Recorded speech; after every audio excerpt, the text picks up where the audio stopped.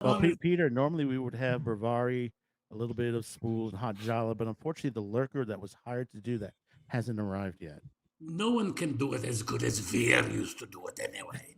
I don't really like anyone else's spool, but my attaché Veer. All right. So I'm going to ask some questions about your early career. Sounds great. Question is about um, what about your first role as a professional actor? What was it? Can you tell us a little bit about it? What you did? Well, let's see. My first role as a professional was I started in New York because that's where I'm from, born in New York. So after I went to school up in Boston or up in New Hampshire, went to New York and got cast in a company of Godspell. Do all of you remember that show Godspell? As the fellow who wrote it, his name was Michael Tebelak, once said to me, I hate shows about Jesus and clowns. But it was a show about Jesus and clowns.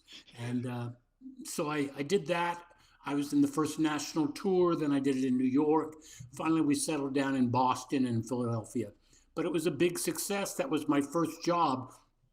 I got the job on my father's 50th birthday, so it's easy for me to remember that day. And let me see, somebody just, okay, good. And, I forget what I made. I think I made $350 or thereabouts.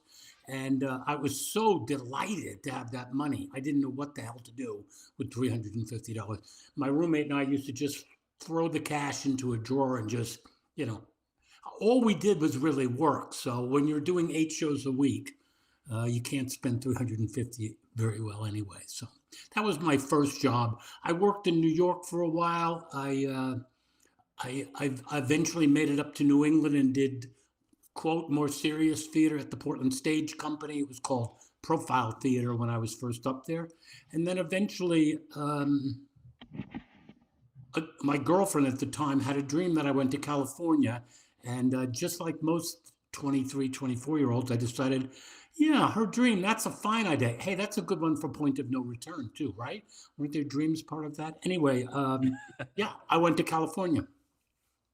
So, Like, oh, okay. So I was looking. I think your first on your IMDb. I don't know if this is your first sort of television gig, but it said that you were in Family, the TV show.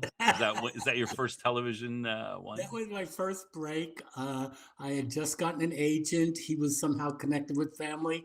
I got a tiny role on that. Actually, before I did that, I did a film that Dustin Hoffman did. It was called Straight Time. It's a great film if you never saw it. It was about ex-cons. And I talked my way onto the Warner Brothers production office, and I literally did that, and told them that Dustin had worked with my dad in New York. My dad was in an ad agency, and he had worked with him, but I told him that uh, Dustin said if I ever came out, I should look him up and see what he's doing, and that he was a friend to my father. The next day, they called me back and said, we talked with Dustin, and he doesn't remember you, and he doesn't remember your father. But we think you had such big cojones that we're going to let you read. So they read for me. I played a small role. That was actually my first film and television role in California. But as I said, great film if you've never seen it. Uh, Harry Dean Stanton, Dustin Hoffman, who else? A lot of good actors in it. Peter Jurasik was in it in a tiny role playing the bank teller. In that the movie. It comes in second on your IMDb, probably because you were in the second season, I think, of Family. I just would mention, I was quickly going down the list in the show Family, and Yeah.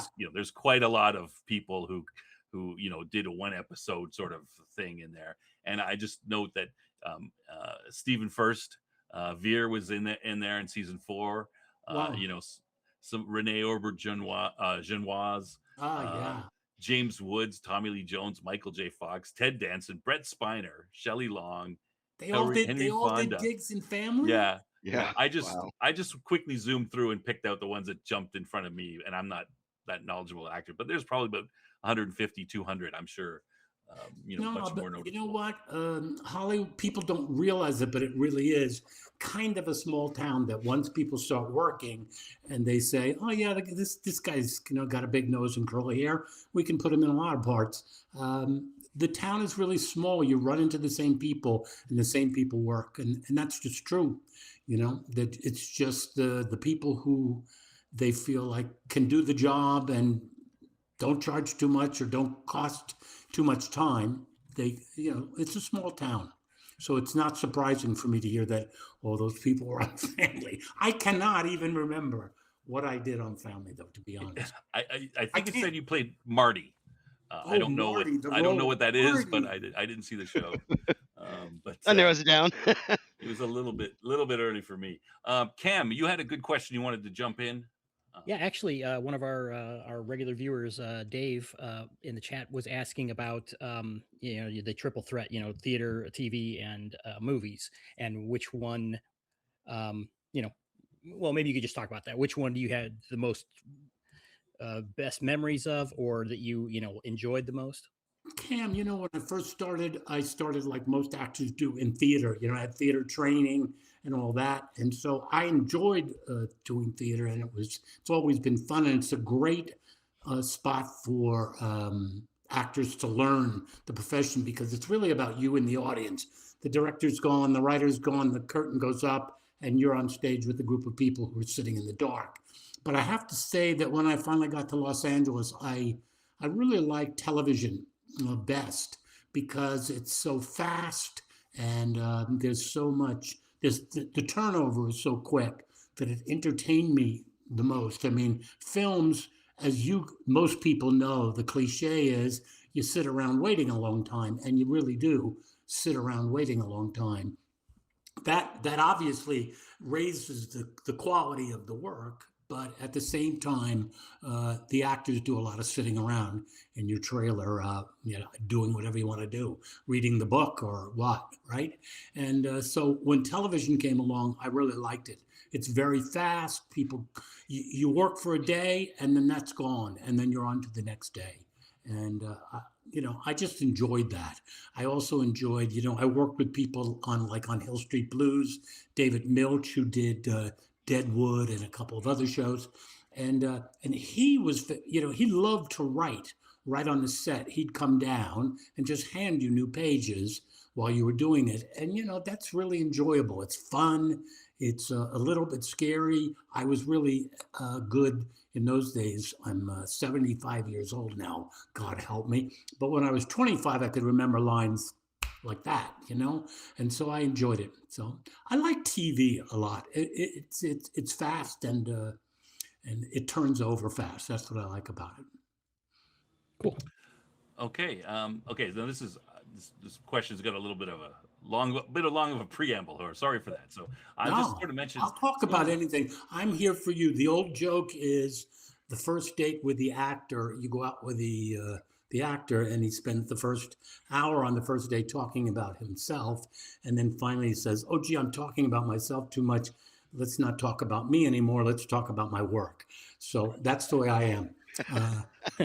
So I I've got a little bit of couldn't a be happier to talk about no my problem. work or whatever, I have a little bit of preamble to this just because I kind of want people to know all the some of the shows that you worked on in your Sure. 46 plus years, like know some of the notable ones. I didn't list them all, but Barney Miller, The White Shadow, MASH, Taxi, Family Ties, Fame, Night Court, MacGyver, Remington Steele, Scarecrow, Mrs. King, Growing Pains, Matlock, and then LA Law, Third Rock from the Sun, Sliders, NYPD Blue, Dawson's Creek, and of course Hill Street Blues and Beverly Hills Bunts, Bay City Blues. My question was going to be: it seems like you've done a fair amount of police dramas. What are your thoughts about the acting challenges on those type of shows versus something like Babylon 5, the science fiction show, and probably Hill Street Blues would kind of be the good. Cam, you know what? The answer to that, as a preamble, I'll say this: when you first get there and you're waiting to get into do some work, I started in a comedy group called the Village Idiots, and we were down at the Comedy Store on Sunset and out in where UCLA is. Anyway, we were working every day in those clubs, and that showcased who I was. So the first jobs I really started to get were more serious, more funny jobs, because they saw me as a comedian at the Comedy Store. So I did Barney Millers, I did 2 Barney Millers, and people saw that. So the real turn was, how did I get to a place where I could start doing more serious work, for lack of a better word, or more drama? And that was that was a breakthrough. Producers had to, get by.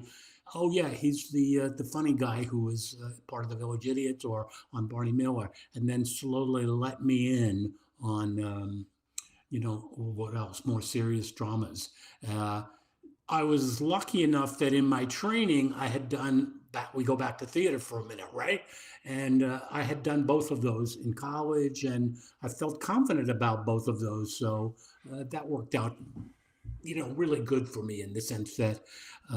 Once they started the first show I did for Stephen Bochco, who did Hill Street Blues, and he was a really successful TV producer.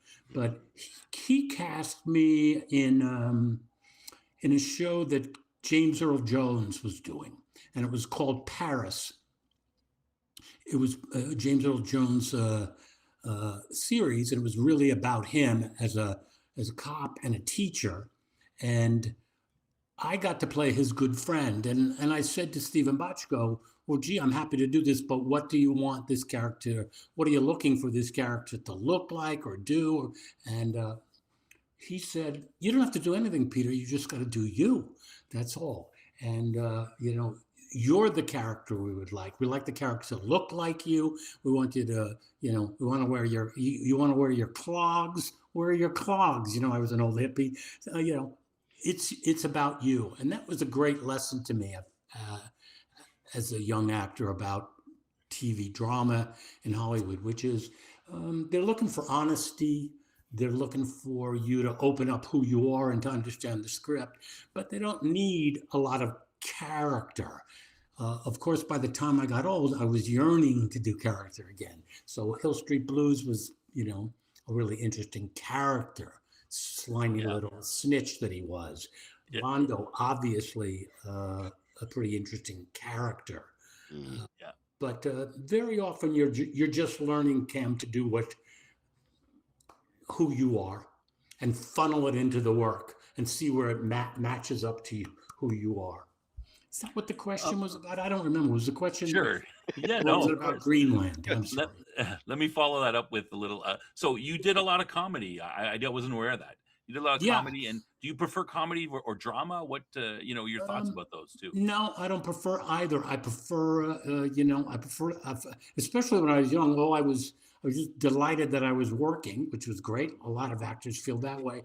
And what you get addicted to is good writing. So when I did Barney Miller, that was written really for what it was. It was very well written. And I played I did 2 different episodes. And one guy was a guy who went crazy. Muzak in elevators drove him nuts. So I played sort of an urban maniac. I'm a little bit of an urban maniac. So that worked fine. And the other character was a guy who had destroyed a sperm bank where he and his wife had deposited his sperm, but it thawed out. And he was another urban maniac. And so, that's pretty good stuff for comedy. You know what I mean? It was pretty well written and pretty well put together. All of those actors were really great teachers to me. They were happy to have me on once they realized that I was relatively new to the television business. Everybody, including, all of the actors, really, the regulars said, there's your camera over there. There's your light over there. This is how you do it. Really easy people to work with, make you feel relaxed. So that I love. So the answer to the question really is, if it was written well, I enjoyed it. If it wasn't written well, I probably didn't do a very good job in it, and you don't want to watch it again. Yeah, and as you know, Babylon 5 was written well. So. Oh yeah, excellent writing. We talk about that all the time. And it's, I'm a big believer in good writing as well. I'm always, if the writing's good, that's the first step, and then everything else sort of comes after. But Yeah, that's really, it's the truth. If it ain't on the page, it ain't on the stage, as they say. uh, so Cam is yelling in my ear, and he's saying that this is a good question here from Mac Thompson in the chat. He says, Scarecrow and Tron, did you pull to get Bruce on Babylon 5, or was that just independent of your working with him prior to? Well, first of all, of course, I had no pull in terms of casting at all. They've rarely asked the actors who we would want, but I had worked with Bruce on Tron first, and then on his show, Scarecrow and Mrs. King. We both were just about the same age. He was born in May, and I was April of 1950. We both got to Hollywood at about the same time, so we knew each other and ran into each other occasionally. But once we did Tron together, we actually realized, oh, you're my friend. Oh, yeah, now I know you. So when he got cast in Babylon 5 as Michael O'Hara's replacement, I couldn't have been happier. He's a great guy. I will run down if anyone wants me to. The people who are in that cast or in Tron and tell you what kind of people they are. But Bruce is a great guy. If you get a chance to see him in, a con or face to face, you'll like him a lot. He's for someone as good looking and who has to play, as they say, the top of the call sheet. And he's, the star of a lot of work when he first started. He's doing more good supporting work now. But, he's a very elegant guy, very relaxed. He's just a good guy.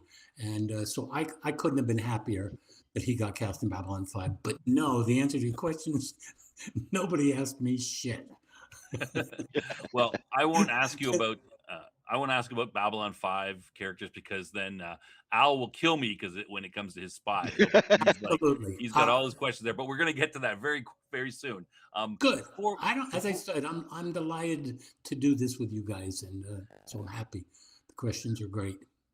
All right. Before we do that, I've got a minute and 30-second video of some clips of you in some of your bigger non-Babylon 5 stuff. So I thought we would just sort of play that, and I don't know, maybe you want to comment on some of the scenes or montage time. A little bit of a montage. This is the only one. Comment afterwards. Yes. Yeah. Just afterwards we can. It's only a montage. Show. Fun. Okay. Sorry. Just before we go, we'll just say we'll say thanks for the super chat there from Agile Monk. Great. Thank you. Great questions, and thanks. Is there any Peter? Is there? I don't know if you want to comment on any of those roles or any of those specific. Oh, gee, they really make me smile to see them. Tron. We can do a lot of jokes about. The white tights. Really, the only people who should work in white tights are Hungarian gymnasts, and maybe Bruce Boxleitner, but certainly not me.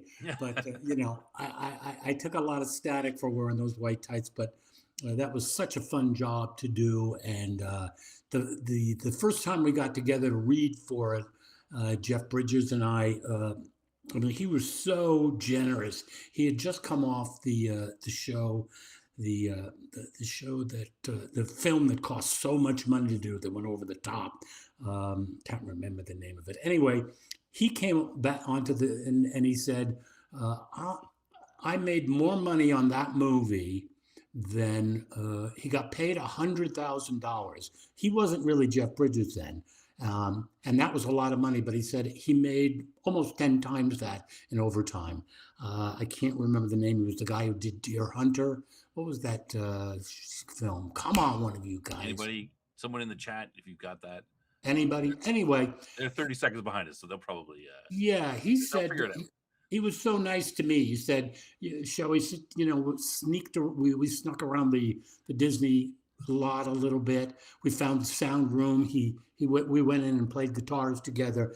He is genuinely who he seems to be too, Jeff Bridges, really straightforward, not complicated, really nice person. And that job was so much fun to do because there were no sets.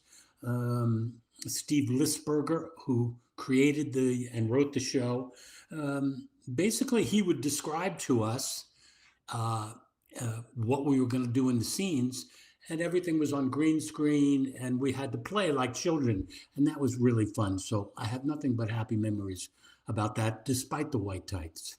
Um, and what else was there? Well, Scarecrow and Mrs. King was great. As I said, Bruce was already a friend, so that was nice. Interesting enough, my girlfriend at the time got cast in that episode as my wife, and that never happens in Hollywood. You never end up working with friends on it when you're both being cast. Yeah. So that was nice. And what else did they show there? What can I say about Dennis Franz? He won a stack of Emmys, and he and I had great rapport. We found each other very funny. Stephen First and I found each other very funny. It was a little annoying for the crew, but it was fun for us. We liked each other, had a great time, and so the spin-off for Hill Street Blues, Beverly Hills Bunts, as I mentioned him before, David Milch wrote that, and so we had a great time on it. It got caught up in the marketing of it. Dramedies, and I forget what the head of the network. I'm so glad. If I haven't purposely forgotten his name, I should have. But anyway, he said nasty things about the show, and that was the end of it. So, but we had a great time doing Beverly Hills Bunts. That was a fun show too. So the David Milch's writing and Dennis Franz's acting. You're pretty happy. So the chat's coming back to saying Michael Cimino was the deer hunter, and you got it, Michael Cimino, and he did a movie. He did Deer Hunter, and then he did a follow-up movie that cost so much money. It's famous for going over budget. Anyway, I told you that whole story, and you dug that out. So, Heaven's Gate, was that the one, or was that the one that Jeff Bridges was in? That was the one that Jeff Bridges was in. He said he got hired for $100,000 and made 10 times that in overtime. Yeah, the chat's always keeping us. He made 10 times that in overtime. That's true. Yippee, good for him. Anyway.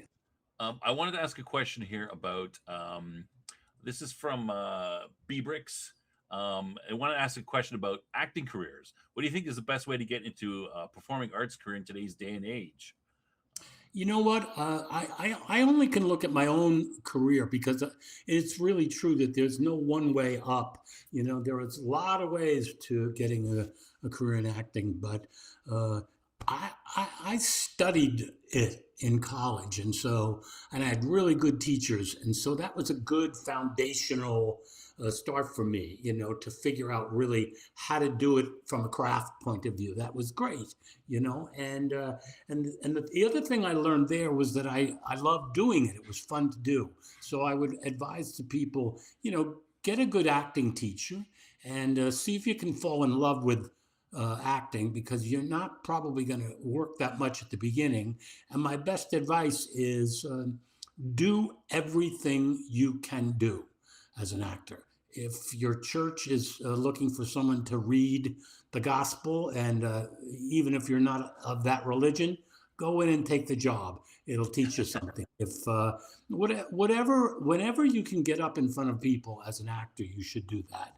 I mean, that's great training for you, and that's the best way. Turning down work is crazy, and I only want to do this, or I only want to be in funny stuff, or I only want to be dramatic. You never know who's going to see what.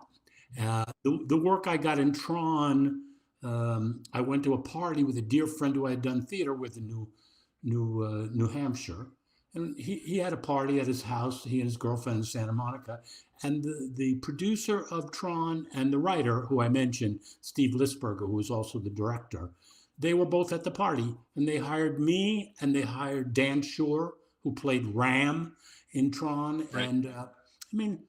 That stuff really happens, and that's how that happened. The story I told you about working on the Dustin Hoffman movie, that really happens. Sometimes, you try something, but you can't do better than getting a good acting teacher and then just getting yourself out there. When I got to Los Angeles, joining a comedy group and getting in front of people at the Comedy Store was the way to do it. Saturday Night Live was just starting to cook, Right. and that was great. So that's the advice. Get up in front of people and do it. So that Tron, the Tron one, did you? I mean, did they just hire you on the spot, or did they say, "Hey, come in and read for us"? I Or don't remember that we actually did a reading. As I said, the fellow Jerry Burns, whose house the party was at, I had done theater with in New Hampshire. So he just invited me to the party. Those two guys were there. It wasn't a big deal movie. I mean, the big deal in it was Jeff Bridges. That includes Bruce was not a star, nobody else was. And I think they just hired me, Dan Shure, who played Ram, and Jerry Burns, the guy whose house it was at, he played one of the guards. So, I mean, they were looking for people to jump on board, and it happened just by yeah. luck, you know? Okay. Cam is yelling at me again. Another Tron question. Was Okay. Tron a strange experience with the special effects and the green screen? I assume that was kind of new at the time. Like you hadn't done a lot of that. What was that Well, experience as I like? said, the interesting thing about it, right, is there were no sets. It was all green screen, and so Completely. where you saw us holding a rail, or there was nothing there. You know, it was all sort of make believe. We had those funny white tights on, and they had, you know, highlighted that stuff. But other than that, they were big empty sets, and it was the first time I saw what was called nowadays directors use books, and they show you what the scene is going to look like, but that Right. was the first time I had ever seen that, where a director said, look, this is what the final product is going to do, and you guys are going to move around like that's what's happening. I mean, when Jeff and I were doing the ring game stuff, there obviously was nothing dropping. We were not throwing anything towards each other. We weren't even on, I think we were on rings, but they weren't lit up, and they didn't drop away. When my character fell to his death, you know, they just had me hanging on the end of it was just a platform. So that was the fun thing about it. It was wild and interesting, but it was like how kids play more. You know, Yeah. if we're going to play cops and robbers, or cowboys and Indians, or whatever, you kind of just make it up, and that's what he wanted us to do. So theater actors were good for that too. Right, because you kind of tend to do that without Yeah, you yeah. wouldn't have a lot of props necessarily in the theater. You'd had to. Yeah, that's a good point. It was it was it was a it was a the fun one of the funnest things about it was the first couple of days. First of all, the producer hired all of us for like weeks. He didn't do daily jobs. He gave us weekly contracts, which was great. He put all sorts of fun. There was a Tron video game, so he had Tron video games on the set so we could play. And the first week or so, we went to the Disney commissary to eat lunch, and you know we couldn't get out of our costumes, so we all went with the the white tights, you know. And Right. so 10 actors in white tights walked in on these nice anime guys, and Yeah, it was a little. I think it was kind of disturbing for them. I am a little probably. disturbing in white tights, by the way. Anyway, as most of you would be. And at some point they said, really, we don't want you guys to go to the commissary anymore. We're going to have you, eat right on the. They don't want you around. That's nice. That's I can take a hint. I'm a blues man, right? I know what Yeah. you mean. Okay, sure.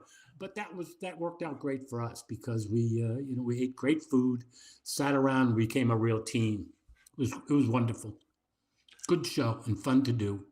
A little mind bending, but fun. Would you being on a sort of a bigger budget movie like Tron? Well, maybe it wasn't that big a budget, but it seems like a well-known film. Like being on a movie versus a television. What's the difference between those two in your view? How do Well, you feel the difference between those two and as an actor? I think again, I think I mentioned this, but when you asked about what do I like better, the big difference is that films take their time more.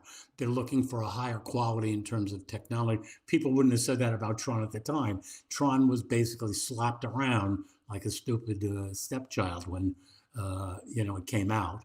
But even then, that was all groundbreaking stuff. So you got to put that in the context of the innovation of it. But films, for the most part, I think a lot of people know, take more time and they go slower to cover, a little piece of one scene in a full day. It's Right. not so much to ask. Some scenes take days and days to do, uh, while in television they're moving along pretty fast. They got 12 pages to do in a week, and they got to, or whatever they got to do, and they get going and keep moving.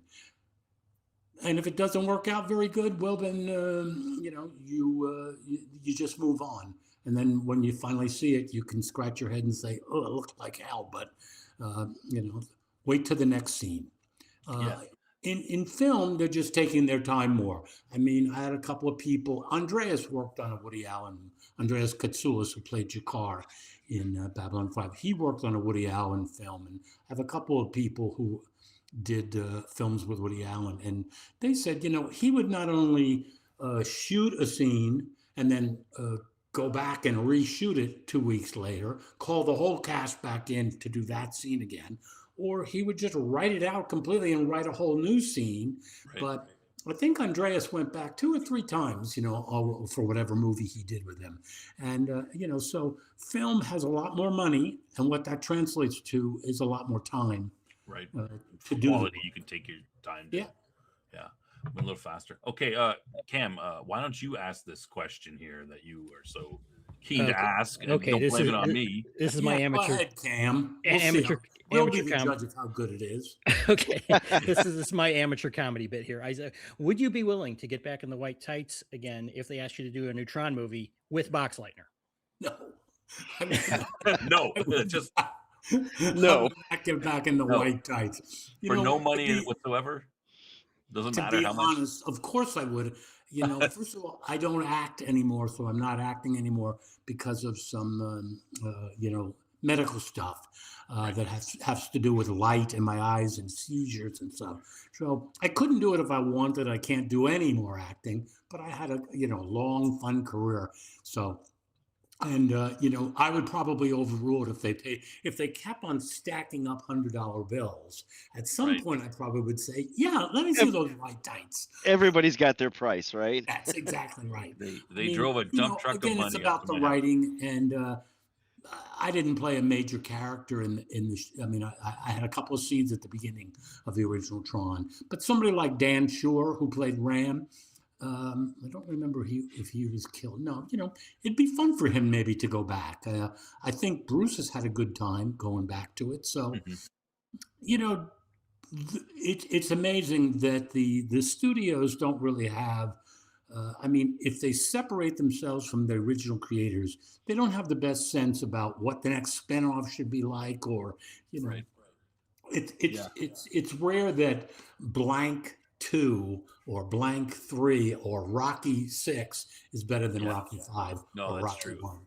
Absolutely. That's just the studios and how they market it. So they don't really take into account what do the fans want, what does the audience who loved it want. So They don't like it's taking about risks. the almighty dollar, right? Right. Yeah. Right. Okay, this one's not more about Tron, but would you be interested? This question, I'm not sure who it's from, Cam. You give it to me, but who would this person would be interested to know if you enjoyed exploring a single character after so many episodic guest spots. I guess sort of the difference between that, the single character like Londo playing or the playing something different every time. That's a good question.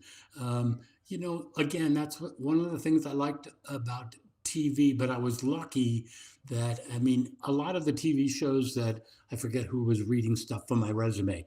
I did multiple episodes. The Hill Street character, Sid the Snitch, I did, I think, 30 episodes of that. And then, the spinoff we did too. That was another 20. So that's a lot of work. Third Rock from the Sun, I did a couple of episodes, maybe 5, 6, maybe 10. I don't even know. You could find out. Uh, Often I would get to do the same character, and yeah, that is more fun because if you're getting to do it again, the writers are adding some what nuance, complications, other perspectives from the character, and that's a lot more fun. Of course, that's a great thing to do. That being said, I loved going in for one episode. I did a lot of guest stars as whoever was reading my resumes, Yes. on a lot of different shows, and that was fun for me. You'd go, show up, you'd get the script, you'd hit it, and work on the show. If it was a drama, you'd start work as soon as you got there on the day one. If it was a sitcom, you'd rehearse for 3 days and then shoot it in front of an audience.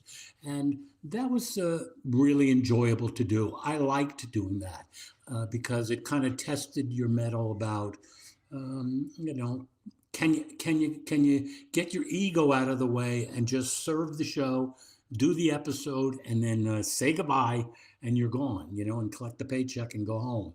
And I like that. So I enjoyed those single episodes a lot too. It was always about the character and always about the writing for me. Not that I didn't do stuff that that was about the money, I guess, or, especially if you're starting, you can't pick and choose so much. But Right. I was lucky. I got a lot early on, Steve Bochco, Danny Arnold, who did Barney Miller. Those are good writers, and they're known for it. And so they were a great showcase for me to do Okay, great. their words. Okay, and that last Cam is informing me that last question was from Jan Schroeder, and I'll Oh just God, comment. I love Jan. Hey I'll just Jan. I'll just comment that it looks like we've got 84 people watching live, so that's great. Good to see Wonderful. people watching live. Hi, I think, Jan and 83 others. yeah, and I think this is my last question. God, I thought And you'd never get it done with yeah, you.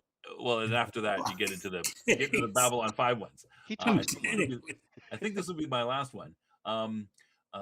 Okay, so you played Sid in Hill Street Blues, Yeah. and one of history's best cop shows, and you went on to the spin-off Beverly Hills Blunt.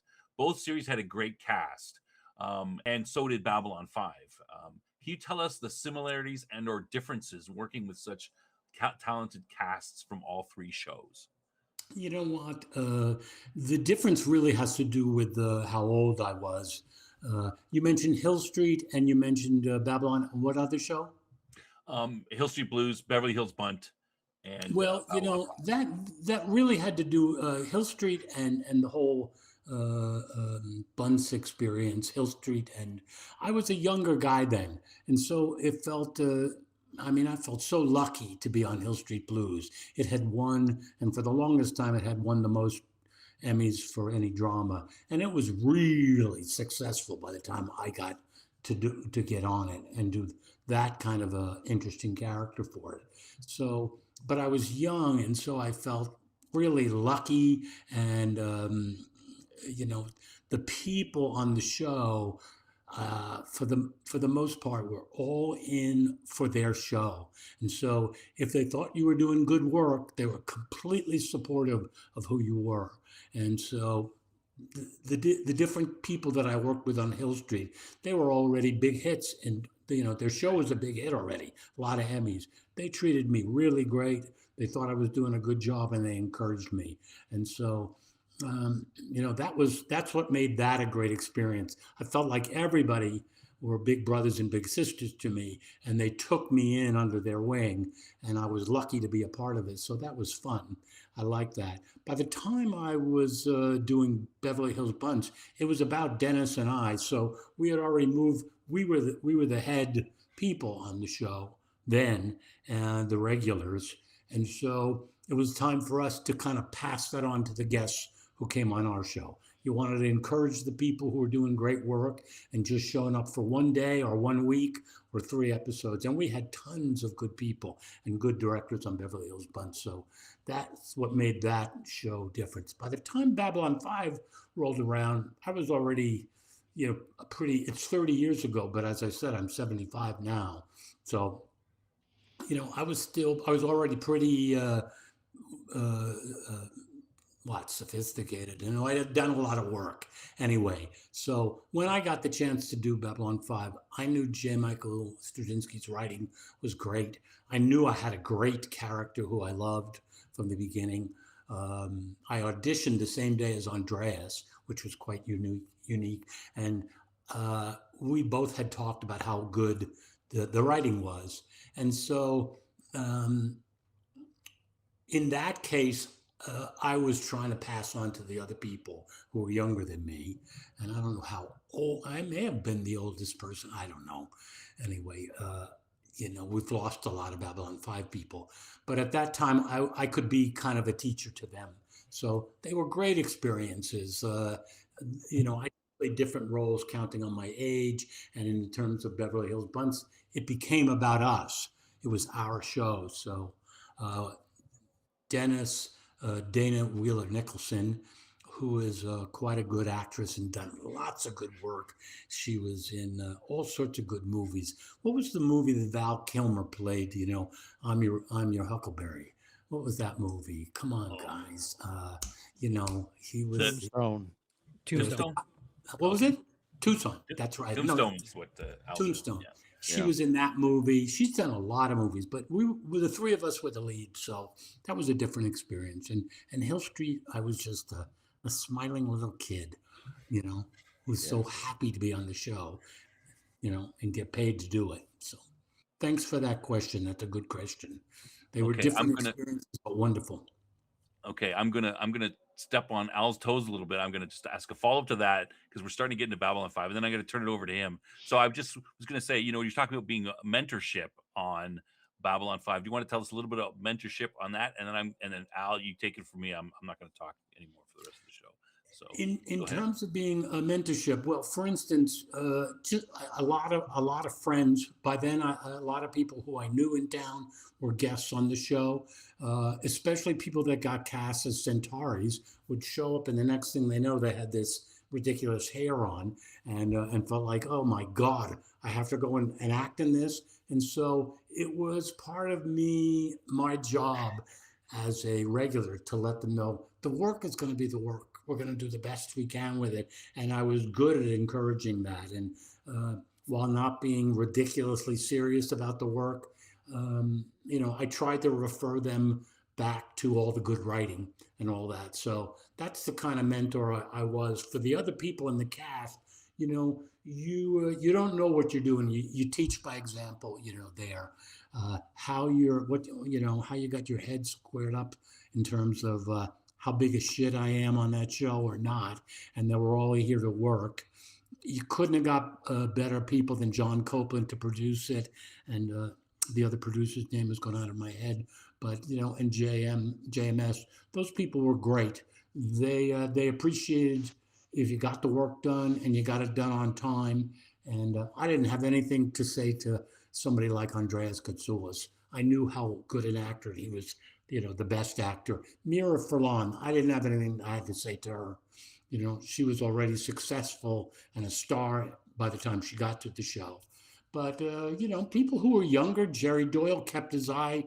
When we did scenes together, he was always open to hear what I thought about it. I tried to be open to him. I wasn't, I wasn't in a mentor role, but I tried to teach by good example,